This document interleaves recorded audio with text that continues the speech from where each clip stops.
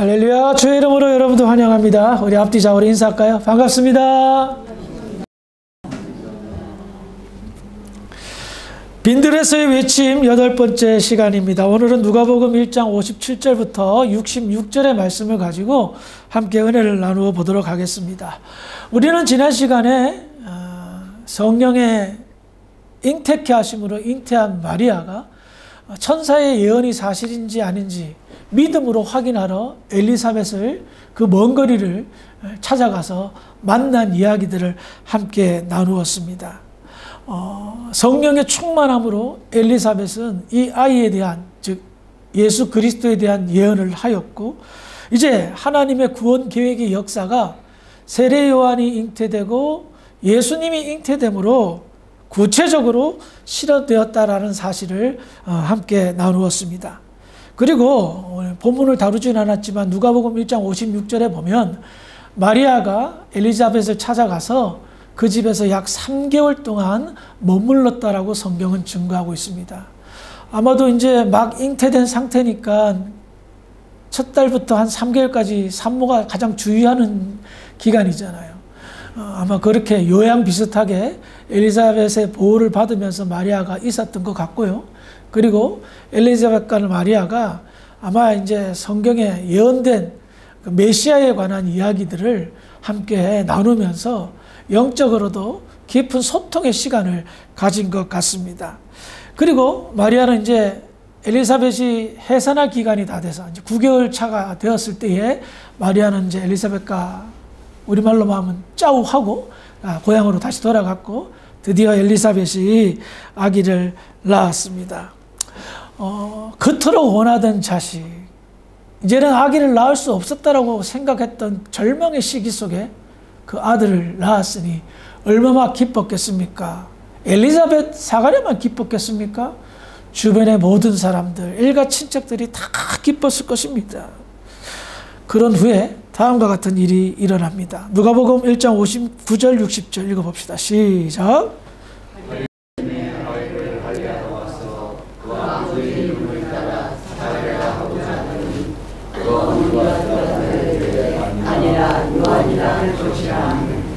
유대인들은 남자 아기가 태어나면 8일째 되는 날 할례 예식을 행합니다. 이것은 하나님의 택한 백성을 의미하는 아주 중요한 예식이자 오래된 전통이죠. 그러면서 할례 예식을 할 때 아기의 이름을 지어줍니다. 친족들은 사가랴가 말을 할 수 있었으면 사가랴가 이 아이의 이름은 이렇게 한다 뭐 이렇게 얘기했을 텐데 사가랴가 말을 할 수 없으니까 친족들이 할례 예식 때 이제 참석해서 막 흥겹게 잔치를 벌였을 거 아닙니까? 그러면서 이 아이의 이름을 아버지의 이름을 따라서 사가랴라 짓자 하고 엘리사벳에게 얘기했어요. 근데 엘리사벳이요, 아니다라고 말합니다. 이 아니다라는 말은 헬라 말로는 우키라는 단어인데요, 절대로 아니다라는 거예요. 그러니까 완전히 정색하고 단호하게 사가랴 이름은 아니다, 요한이라 할 것입니다 라고 말한 거예요. 이렇게 잔치나 갑자기 누가 정색하고 딱 하면 분위기 깨지잖아요. 아니 당연히 사가랴라고 지으면 좋아할 줄 알았는데 뜬금없이 요한이라 하면서 사람들은 아니 우리 가문에 요한이란 이름은 없어. 왜냐하면 당시 유대인들은 자기 가문에 있는 사람들 가운데 유명한 사람의 이름을 택해서 자손들의 이름을 지어줬거든요. 그러니까 겹치는 이름이 많단 말이에요. 네? 그런데 요한이라는 이름은 듣도 보도 못했는데 왜 그걸 짓지? 그래서 사가랴를 찾아갑니다. 그래서 몸짓 발짓 하면서 아기 이름을 지으려고 하는데 어떻게 지어야 될지 모르겠다. 엄마는 이상한 소리 하는데 어떻게 지을까? 아마도 사가랴가요, 몸짓 발짓 하는 것을 통해서 알아들었다면 귀도 먹었던 것 같아요. 귀가 열렸으면 말을 하면 되잖아요. 근데 성경은 몸짓까지 했단 말이에요. 그러니까 귀까지 먹은 상황이었던 것 같습니다. 아무튼 사가랴는 그 상황을 이해하고요, 서판을 갖다 달라 하면서 글을 쓰는 거예요. 그러면서 요한이다라는 거예요. 사람들이 아니 얘도 뭐 짰나 싶을 정도로 놀란 겁니다. 요한이라는 이름은 도저히 우리의 전통과 전례에 따르면 지을 수 없는 이름인데 아버지까지도 이렇게 말하니 하면서 어안이 벙벙할 그 찰나에 누가복음 1장 64절 읽어봅니다. 시작.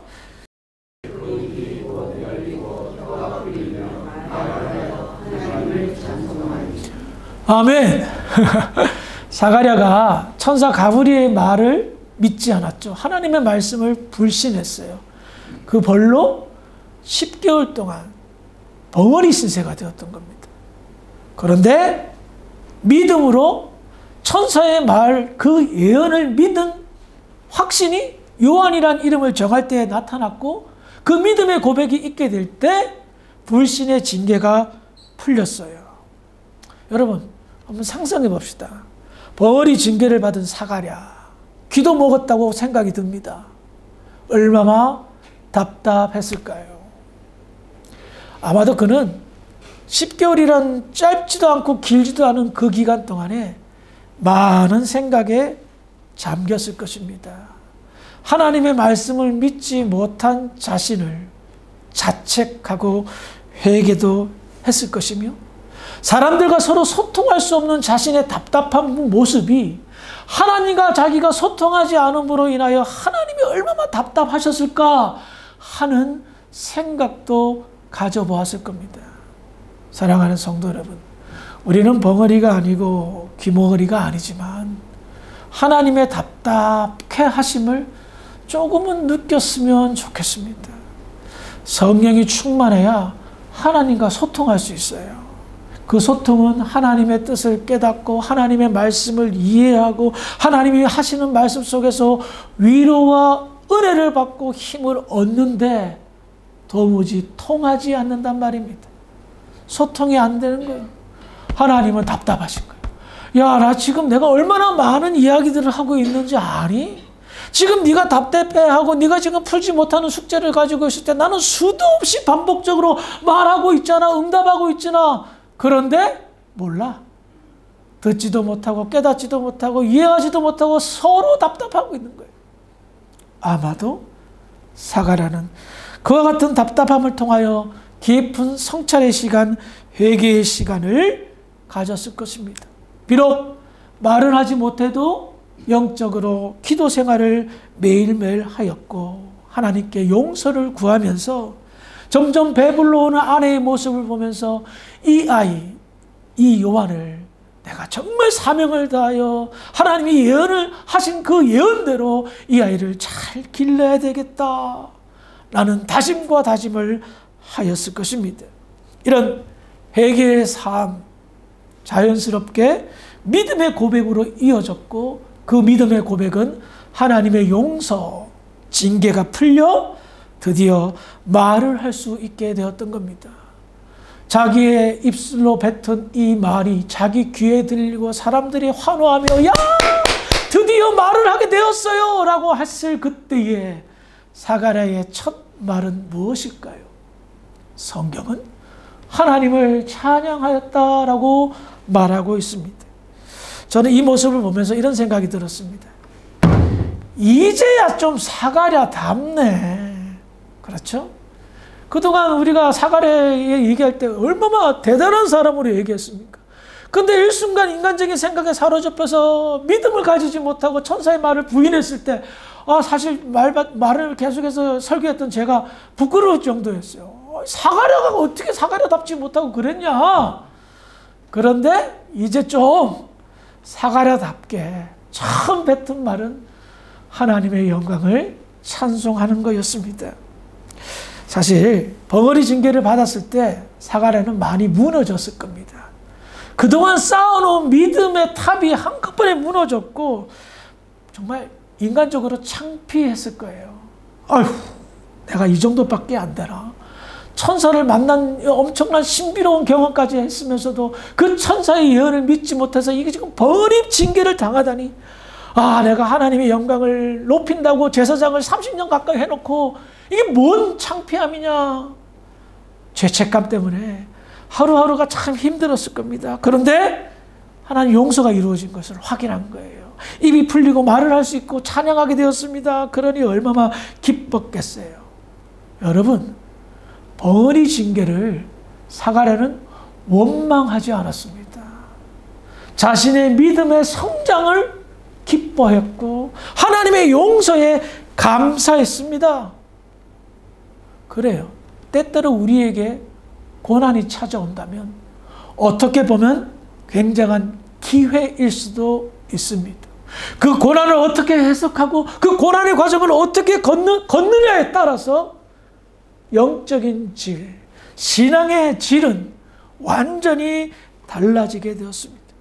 벙어리 10개월의 생활, 답답했지만 입술이 열리자 그의 첫마디는 하나님을 찬양하였습니다. 불신의 징계에서 하나님의 용서를 받았음을 확신하고 그는 힘을 다하여 하나님의 영광을 찬송하였습니다. 그런 상황을 옆에서 지켜보던 사람들 어떤 반응이었을까요? 누가복음 1장 65절 볼까요? 시작. 그 근처에 사는 자가 다 두려워하고 이 모든 말이 온 유대 산골에 두려움에 주변에 모였던 모든 사람들의 반응은 다 똑같았습니다. 어떤 반응이었죠? 다 두려워하고. 아니 좀 이해가 안 되죠? 문맥하고 안 맞잖아요. 벙어리가 말을 하고 하나님을 찬송하는데 왜 두려워해요? 기뻐하고 박수 쳐야죠. 우리 성경의 표현이 좀 그런 거예요. 이 말은 포보스라는 말인데요. 정확하게 번역은 직역하면 두려움 맞아요. 그런데 한 가지가 빠졌어요. 경외하면서 생기는 두려움이. 그러니까 공포심에 가지고 나타나는 두려움이 아니라 무서운 두려움이 아니라 경외감을 가진 두려움이라는 겁니다. 이게 뭘까요? 사가랴가 하나님을 찬송할 때에 하나님의 영광의 임재가 나타났고 사람들은 그것을 하나님의 영광의 임재라 느끼든 못 느끼든 간에 무언가 엄청난 능력에 사로잡혔던 겁니다. 아는 사람은 알죠? 아, 하나님이 임재하셨구나. 이 사가랴의 찬송을 보면서 하나님의 영광이 임재했구나 라는 걸 느꼈습니다.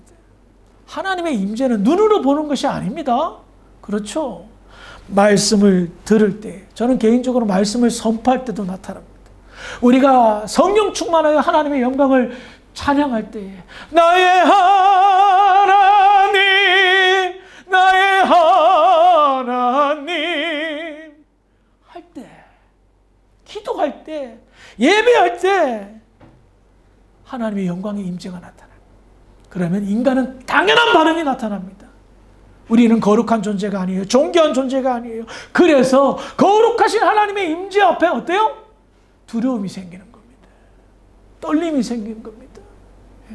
그 감동은 떨림으로 나타나고 그 떨림은 하나님의 영광이 임재 앞에 경외하는 지극한 경외심으로 두려움이 생긴다는 겁니다.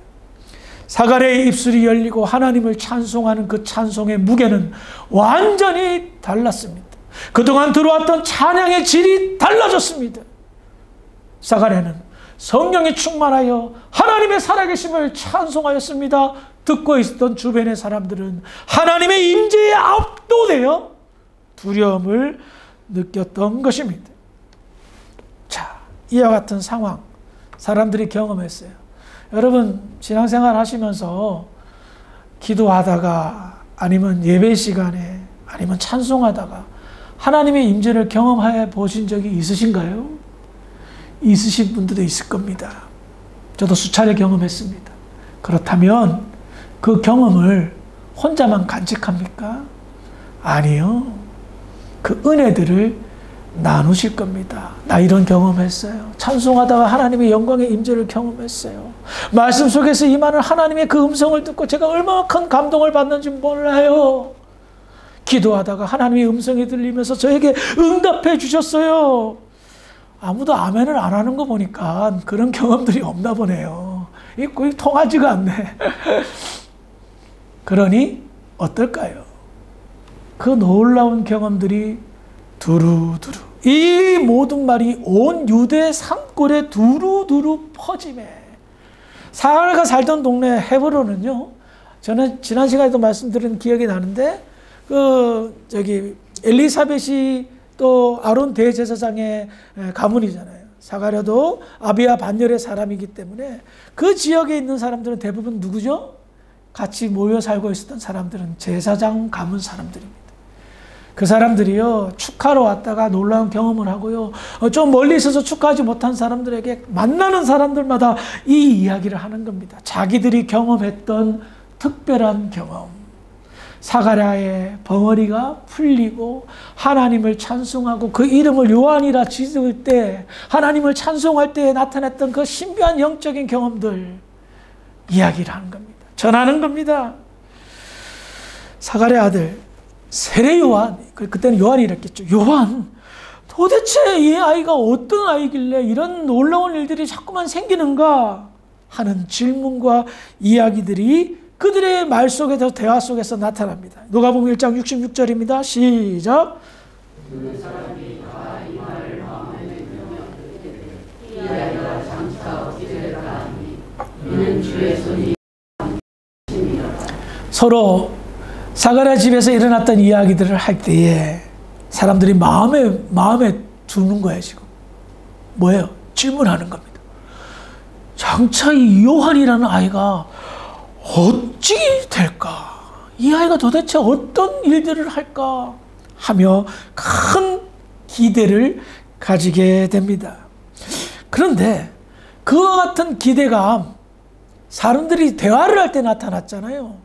그런데 대화 이전에 다음과 같은 역사가 있었기에 그런 놀라운 대화와 감동의 역사가 있었던 겁니다. 방금 읽었던 66절 마지막 절에 보면 이는 주의 손이 그와 함께 하심이러라.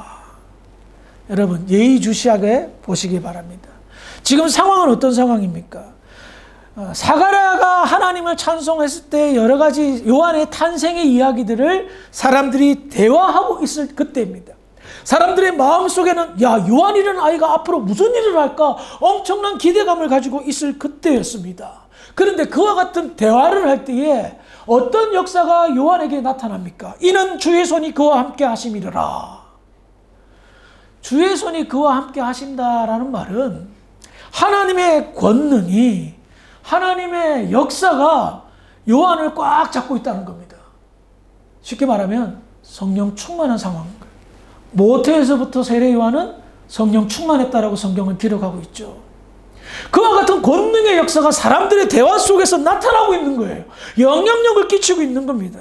그냥 사람들의 대화가 아니었습니다. 그 대화 속에 하나님의 권능과 능력이 함께 하고 있었던 겁니다. 사람들은 세례 요한에 대한 이야기를 나누면서 자기도 모르는 사이에 하나님의 권능의 역사를 함께 나누고 체험하고 있는 상황이었던 겁니다. 그래서 감동받는 겁니다. 그러면서 스스로 질문합니다.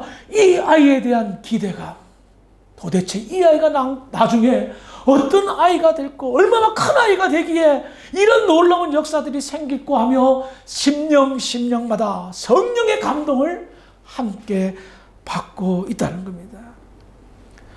저는 이 말씀을 준비하면서 참 놀라웠습니다.